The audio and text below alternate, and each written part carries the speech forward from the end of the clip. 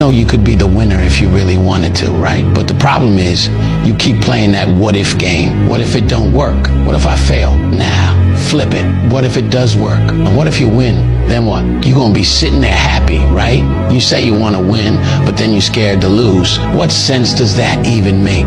Look, you can't talk about wanting to win and then be scared of the risk.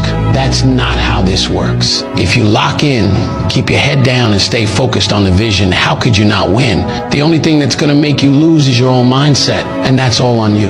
Your biggest enemy ain't out there, it's in your head. So if you wanna win, you gotta get out of your own way. And here's the truth.